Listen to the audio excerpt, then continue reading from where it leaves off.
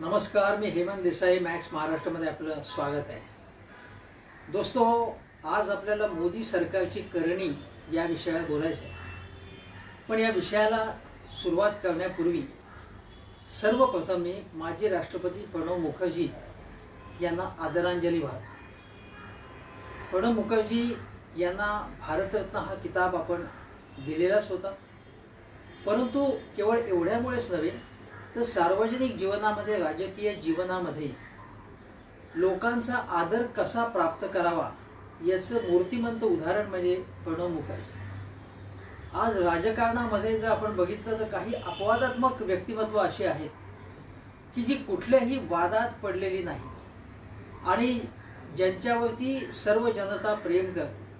मी या संदर्भात डॉक्टर मनमोहन सिंग यांचं नाव घेईन किंवा मागच्या काळामध्ये अटल बिहारी वाजपेयी यांच्याबद्दल लोकांच्या मनात प्रेम होतं, मग त्यांची विचारसरणी कुठली असो. त्याचप्रमाणे प्रणव मुखर्जी यांच्याबद्दल सर्वसामान्य जनतेमध्ये, बौद्धिक क्षेत्रामध्ये, राजकीय राजकारण्यांमध्ये अत्यंत आदर त्यांच्याबद्दल होता. म्हणजे लालकृष्ण अडवाणी सुद्धा त्यांच्याबद्दल अतिशय प्रेमाने बोललेले आहेत. संसदेमध्ये, खाजगी जीवनामध्ये, संसदेबाहेर सुद्धा अनेक नेत्यांनी त्यांच्याबद्दल चांगले उद्गार काढले. पंतप्रधान नरेंद्र मोदी यांनी सुद्धा त्यांना एक प्रकारे गुरुचं स्थान दिलेलं होतं, त्यांच्याबद्दल आदर व्यक्त केला होता. एवढंच नव्हे तर प्रणव मुखर्जी जेव्हा सरसंघचालकांच्या निमंत्रणावरून नागपूरला संघाच्या कार्यालयात गेले होते, त्यांच्यावरती तेव्हा टीका झाली होती. परंतु त्यावेळी सुद्धा प्रणव मुखर्जी यांनी आपला मूळ मुद्दा, आपली मूळ विचारसरणी बाजूला न ठेवता हा देश, हा जो एक आयडिया ऑफ इंडिया जी आहे, भारताची जी संकल्पना आहे, देशाची संकल्पना, ती आपल्याला कायम ठेवायची आहे. या देशाच्या हिंदू राष्ट्राला त्यांनी अजिबात पाठिंबा दिला नाही, उलट त्याबद्दल मतभेद व्यक्त केला. त्यांच्याच व्यासपीठावर जाऊन त्यांना ठणकावण्याची हिंमत त्यांनी दाखवली. केवळ हा मुद्दा नव्हे, परंतु बहुसंख्य खाती त्यांनी केंद्र सरकारमधली अतिशय समर्थपणे त्यांचं कामकाज त्यांनी पाहिलं. मग ते परराष्ट्र खातं असेल, संरक्षण खातं असेल किंवा अर्थ खातं असेल, ते डिफॅक्टो प्राईम मिनिस्टर म्हणून त्यांना म्हटलं जायचं. कारण ज्या 100पेक्षा जास्त हाय पॉवर कमिट्या म्हणजे उच्चस्तरीय मंत्रीगट होते, त्याचं अध्यक्षस्थान ते डॉक्टर मनमोहन सिंग यांच्या काळामध्ये भूषवत होते. 1980च्या दशकामध्ये प्रणवदांनी जेव्हा अर्थ खातं, व्यापार खातं ही भूषवली, तर मला आठवतंय, मी त्यांना जवळून बघितलेलं सुद्धा अनेक कार्यक्रमांमध्ये. तेव्हा त्यांनी उदारीकरणाचा जो पहिला अध्याय, आपल्याला माहिती आहे की उदारीकरण 91 साली सुरू झालं असं आपण म्हणतो, पण 80मध्ये इंदिरा गांधींचं जेव्हा पुन्हा सत्तेवरती आगमन झालं, तेव्हा त्यांनी उदारीकरणाचा पहिला अध्याय सुरू केला होता. आणि त्यावेळी आंतरराष्ट्रीय नाणेनिधीकडनं कर्ज घेणं असतील किंवा वेगवेगळी क्षेत्र जी आहेत, अर्थव्यवस्थेची क्षेत्र ही मोकळी करणं, म्हणजे त्यात गुंतवणुकीला वाव देणं, निर्बंध कमी करणं, या गोष्टी त्यांनी सुरू केल्या होत्या. आणि त्यावेळी प्रणव मुखर्जी अर्थमंत्री होते, व्यापार मंत्री होते. डॉक्टर मनमोहन सिंग त्यांचे सल्लागार म्हणून सुद्धा काम त्यांनी केलेलं आहे. तेच मनमोहन सिंग पुढे पंतप्रधान झाले आणि प्रणवदा अर्थमंत्री झाले.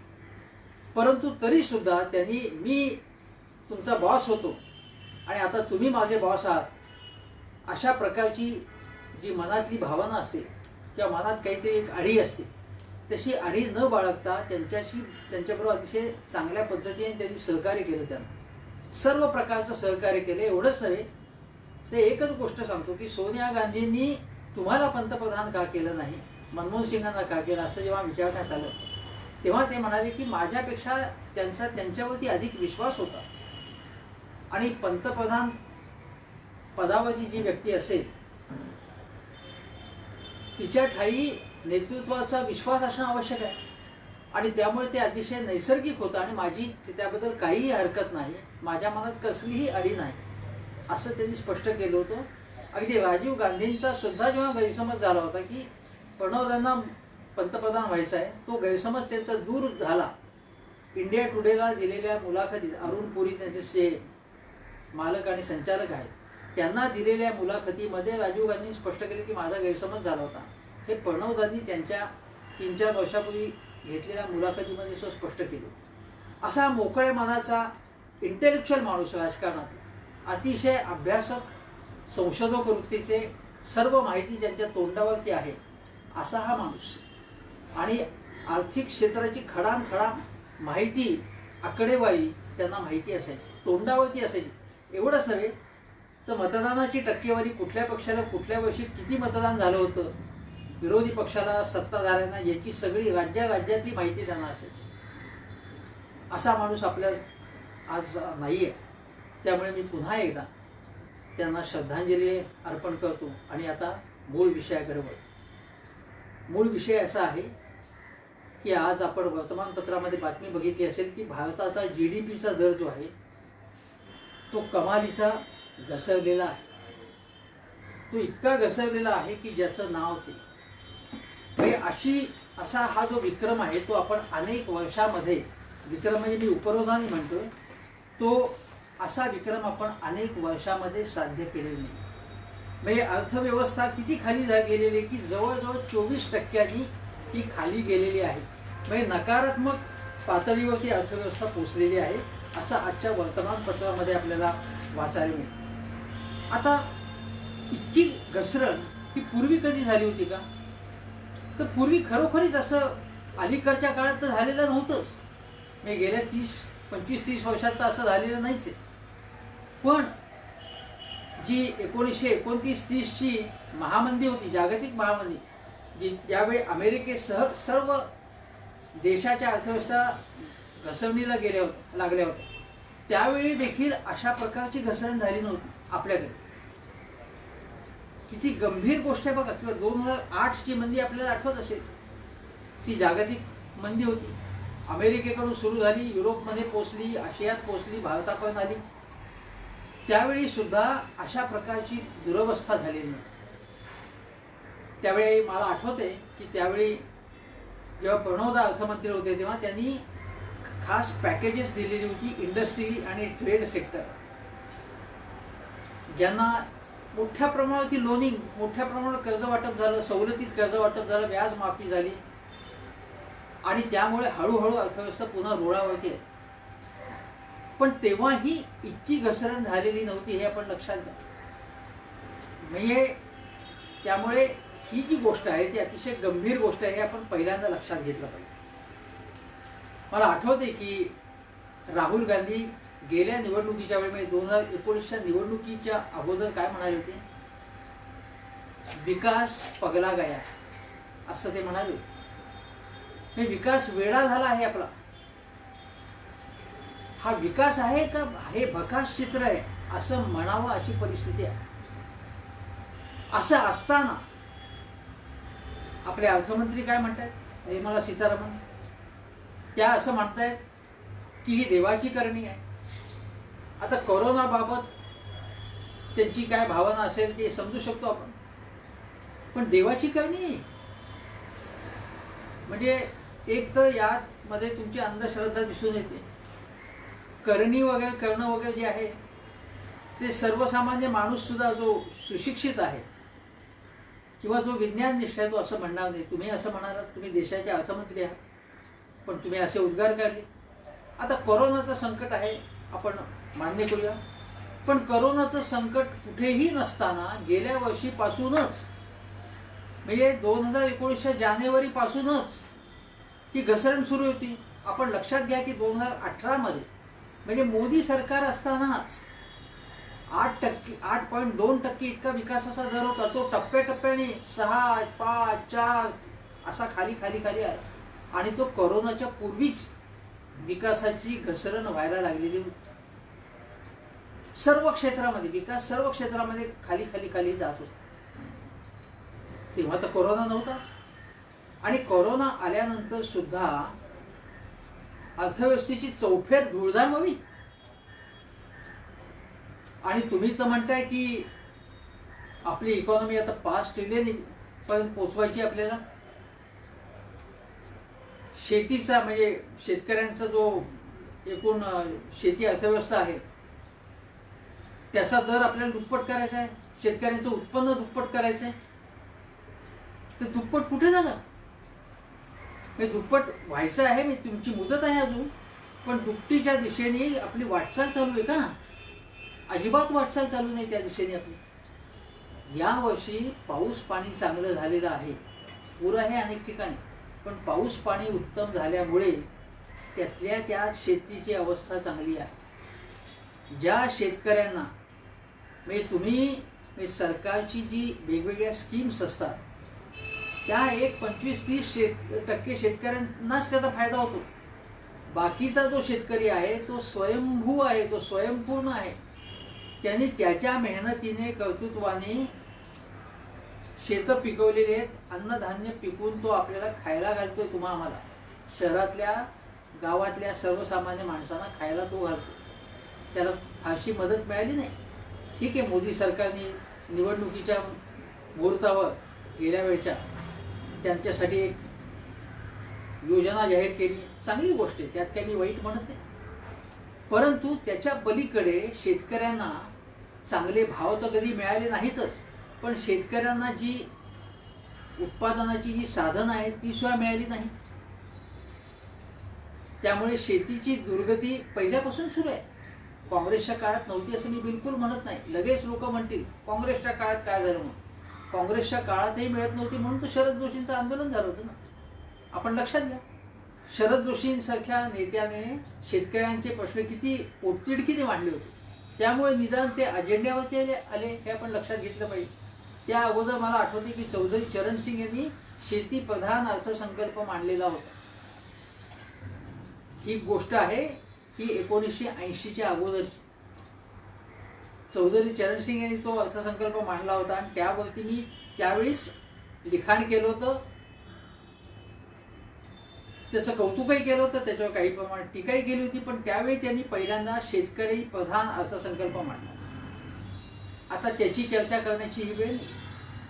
मुद्दा असा आहे की आज तुम्हाला सर्वंकष अपयश आलेलं आहे आणि ते केवळ कोरोनामुळे आलेलं नाही, हे लक्षात घ्या. सगळं खापर कोरोनावरती फोडायचं आणि आपण नामानिराळ व्हायचं असं मोदी सरकारने करता कामा नये. आता बघा, मी तुम्हाला आकडेवारी काय ती बघा. आता बघा, आपलं 2020-21च्या आर्थिक वर्षाच्या पहिल्या तिमाहीत फर्स्ट क्वार्टर त्यावेळी आपलं उत्पन्न किती अपेक्षित होतं? साधारणतः 27 लाख कोटी रुपये अपेक्षित होतं. आणि 2 अपेक्षित आहे, म्हणजे तेवढं आलेलं असं जाऊन. गेल्या वर्षी ते किती होतं? तर 35 लाख कोटी रुपयांच्या वर होतं. बघा घसरण किती झालेली आहे. आता ही घसरण कशा कशात झाली आहे बघा. त्यामध्ये बघा की बांधकाम क्षेत्र सगळ्यात जास्त फटका बसलाय, तो बांधकाम क्षेत्र. कन्स्ट्रक्शन ऍक्टिव्हिटी तुम्ही बघा, इकडे तिकडे जाता कन्स्ट्रक्शन ऍक्टिव्हिटीज चाललेली नाही. याला कोरोना हे कारण आहे. अनेक स्थलांतरित मजूर आपापल्या गावी गेले कारण त्यांची तिथे राहायची व्यवस्था होती. त्यामुळे कन्स्ट्रक्शन ऍक्टिव्हिटी 50% कमी झालेली आहे. नंतर उत्पादन क्षेत्र जे मॅन्युफॅक्चरिंग सेक्टर आहे ते 39% घसरण झाली. खनिज खाणकाम म्हणजे खाण उत्पादन जे आहे ते क्षेत्र जे आहे ते 23% खाली आलेलं आहे.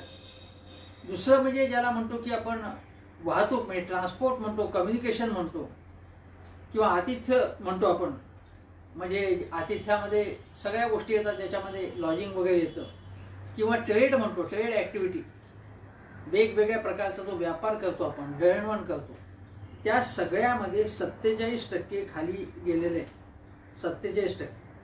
आणि वीज, गॅस असेल, पाणी पुरवठा या सेवांचं जर हे आहे त्याच्यामध्ये सुद्धा 7% घट आहे, हे आपण लक्षात घ्या.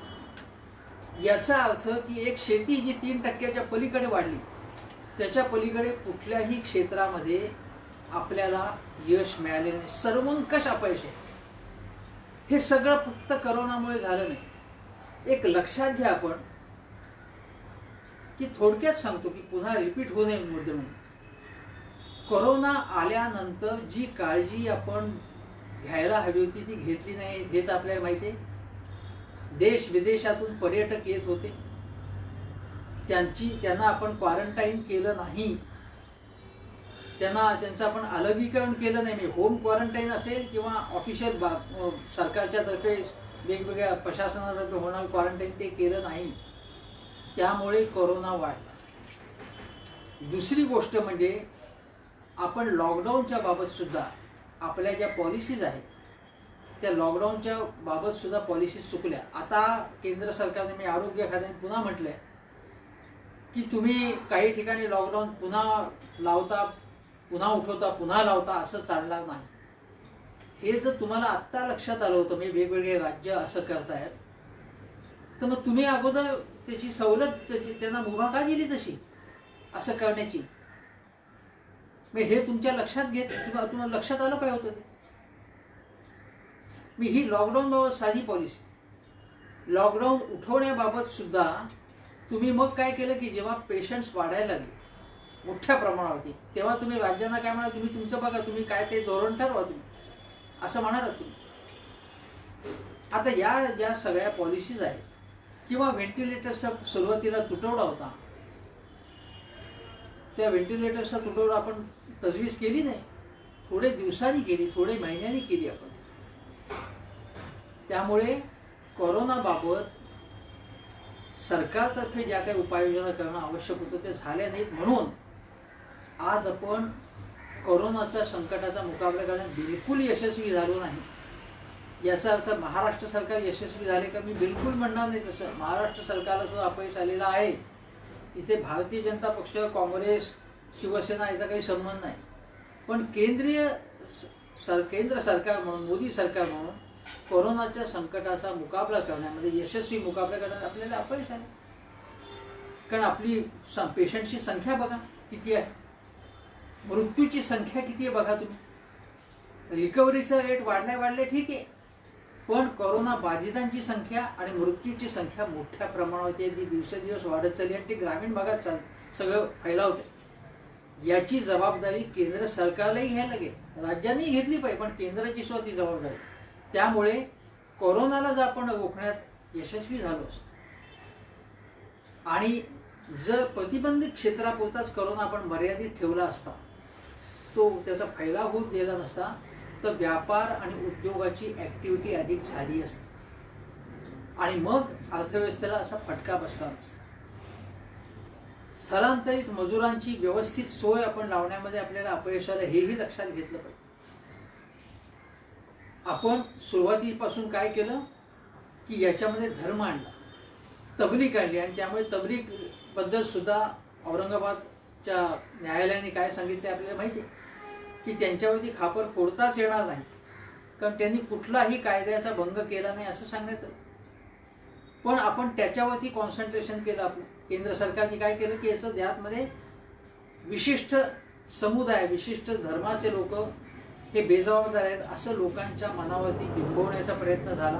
आणि त्याच सरकारने हे केल्यामुळे उत्तर प्रदेश असेल, बिहार असेल, अनेक राज्यात असं दिसलं की काही ठिकाणी जे अल्पसंख्य समुदायातले भाजीवाले असतील, फळवाले असतील, काही चीज वस्तू घेऊन येणारे लोक आहेत, त्यांना अडवण्यात आलं, त्यांना हाकलून देण्यात आलं, अशा गोष्टी घडल्या. आता हे जर आपण मोदी सरकारने आळा घातला असायचा तर आपल्याला उद्योग क्षेत्रात, व्यापार क्षेत्रात जास्त यश मिळालं असतं. ते आपल्याला यश मिळालं नाही आणि फटका बसलेला आहे.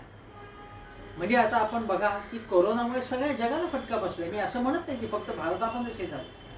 तुम्ही कम्पेअर करा, तुलना करा. आता तुलना म्हणजे आपण बघितली तर अमेरिकेलाही त्याचा त्रास झाला आहे. पण अमेरिकेमध्ये आपण लक्षात घेतलं पाहिजे की अमेरिकेमध्ये ट्रम्प यांच्यासारखा बेजबाबदार राजकारणी आहे. त्यामुळे अमेरिकेला साधारण 9% आसपास त्यांची अर्थव्यवस्था खाली आलेली आहे, घसरण झाली आहे. ब्रिटनची झाली 20%. पण ब्रिटन ही आज स्वातंत्र्यपूर्व काळामध्ये आपल्या जी ब्रिटनची ताकद होती ती आता ताकद उरलेली नाही. त्यामुळे आपण ब्रिटनशी तुलना करण्याचं कारण.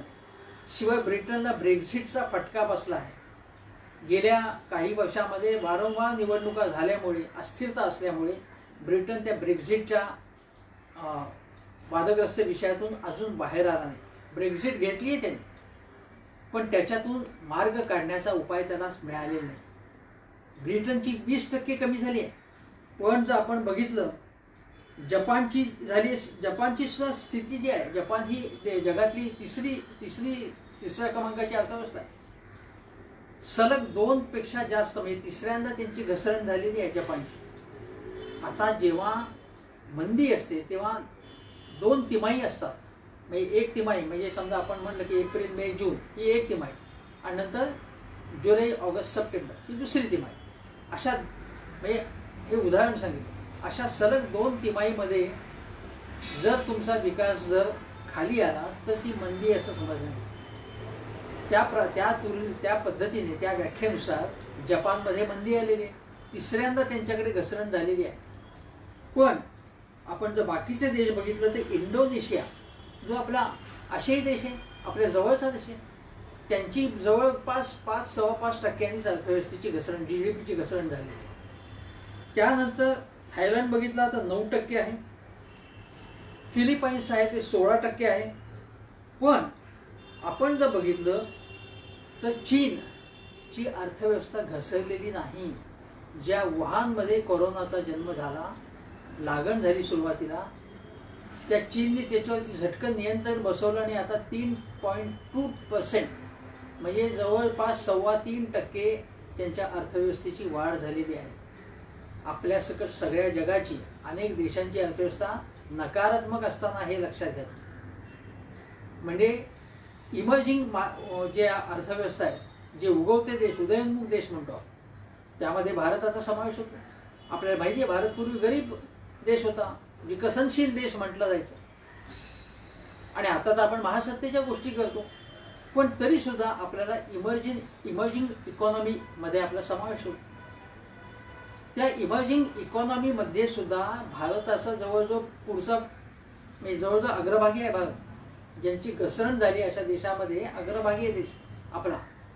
आशियामध्ये आपण विक्रम केलेल्या म्हणजे घसरणीमध्ये, आणि जगामध्ये सुद्धा ज्या देशांच्या अर्थव्यवस्था भीषण पद्धतीने खाली आलेल्या आहेत त्यामध्ये भारत जवळजवळ पुढे आहे. आता घसरण सुद्धा आपण म्हणू की घसरण झाली तर किती व्हावी? 24%, 23.9% किंवा 24% इतकी घसरण व्हावी? याला मोदी सरकारची जबाबदारी नाही याला काही.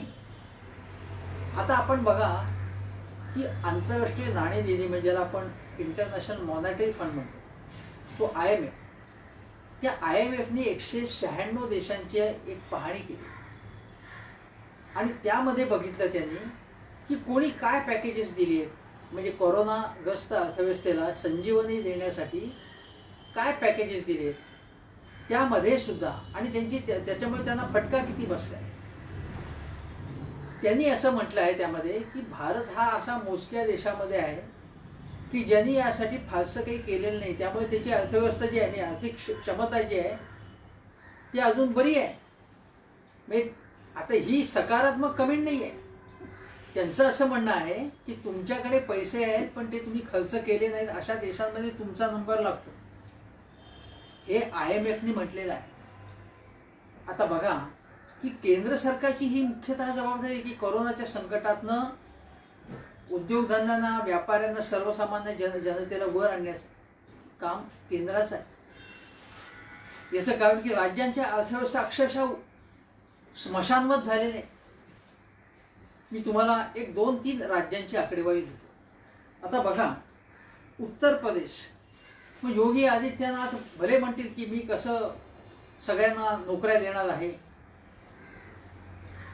जे महाराष्ट्रातनं दिल्लीमधनं परत आले आमचे लोक ते सगळ्यांना मी नोकऱ्या देणार आहेत म्हणून त्यांनी सुरू केलं, मेळावे घ्यायला सुरुवात केली. काय झालं त्या मेळाव्यामध्ये? ज्या कंपन्या, खाजगी कंपन्या या मेळाव्यांमध्ये नोकरी देऊ इच्छितात त्या जे इच्छुक आहेत त्यांच्याकडनं 50-50 हजार, 80-80 हजार रुपये मागतात आणि पुन्हा नोकरी मिळेलच असं सांगत नाही. फसवणूक केली जाते अनेक ठिकाणी, अशी टीका झालेली आहे, असे रिपोर्ट समोर आलेले. त्या उत्तर प्रदेशमध्ये गुन्हेगारीचं मोठ्या प्रमाणावरती आहे, आरोग्य संकट मोठ्या प्रमाणावरती आहे. तिथे त्यांचं कर्ज जे GDPच्या तुलनेमध्ये 28% आहे. बघा 28% म्हणजे 25%च्या वर जर असेल तर ते चिंतेची गोष्ट समजली जाते. बिहार सुशासन सम्राट नितीश कुमार यांचं राज्य, भारतीय जनता पक्षाने नितीश कुमार यांचं राज्य आहे ते, आपल्याला अपेक्षा आहे की तिथे सुशासन असलं पाहिजे, अर्थव्यवस्था शिस्तीने चालली पाहिजे. पण तिथे काय स्थिती आहे, 30% त्यांचं GDPच्या तुलनेमध्ये कर्ज उचललेलं आहे अगोदरच. आणि एवढं कर्ज उचलून आनंद दिसतो सगळीकडे. पुराची परिस्थिती बघा, कोरोनाची स्थिती बघा, सर्वसामान्य गोरगरिबांना केलेली मदत बघा तुम्ही, काहीही नाहीये. ही बिहारची स्थिती आहे. महाराष्ट्रात बघा, महाराष्ट्राचं जे GDPच्या तुलनेत कर्ज 16%च घेतलेलं आहे महाराष्ट्राने, 16%. महाराष्ट्र सरकारने सुद्धा, मी असं म्हणेन की उद्धव ठाकरे यांनी जास्त, म्हणजे जे तुम्हाला कर्ज उचलता येईल ते जास्त घेऊन तुम्ही गोरगरिबांना जास्त मदत दिली पाहिजे. तुम्ही मदत केलेली नाही आहे महाराष्ट्र सरकारने सुद्धा. मी केवळ मोदी सरकारला दोष देत नाही, उद्धव ठाकरे सरकारला सुद्धा दोष देतो. म्हणजे आता इथे अशी आहे, ही आकडेवारी जी मी तुम्हाला सांगितली त्यानुसार असं दिसतं आहे की राज्यांची स्थिती, महाराष्ट्र सोडून द्या, महाराष्ट्र हा देशातला एक नंबर 1 स्टेट असं समजलं जातं आर्थिकदृष्ट्या, औद्योगिकदृष्ट्या. बाकीच्या राज्याची स्थिती बरी नाही आहे. अशा वेळी GSTच्या बाबत आपल्याला माहिती कसा वाद झाला. GST बाबत केंद्र सरकारने हात वर केलेले. त्यांनी असं म्हटलं आहे की आम्ही याबाबत तुम्हाला काही मदत करू शकत नाही, कारण GSTचं उत्पन्नच कमी आलेलं आहे. महाराष्ट्राला 20-22 हजार कोटी रुपये येणं आहे आणि ते आपण देत नाहीत. आणि त्याच्याबद्दल देवेंद्र फडणवीस काही बोलायला तयार नाही. ते असं म्हणतात की तुम्हाला खूप मदत केलेली आहे, पण GSTचं येणं जे बाकी आहे महाराष्ट्राचं, त्याबाबत काही बोलायला देवेंद्र फडणवीस तयार नाही. केवळ महाराष्ट्राच नाही, अनेक राज्यांचं जे GSTचं येणं आहे, तर त्यासाठी राज्य असं म्हणतायत. मी आता केरळचे अर्थमंत्री अतिशय अभ्यासू आणि या क्षेत्रातले तज्ज्ञ समजले जातात. त्यांनी असं म्हटलं आहे की आम्ही कर्ज उभारण्यापेक्षा केंद्राने कर्ज उभारावं, कारण त्यांना चांगल्या टर्म्सवरती कर्ज मिळू शकतं, कमी दरात कर्ज मिळू शकतं. केंद्राची स्थिती तुलनेने बरी असते, केंद्राचं एक वजन असतं.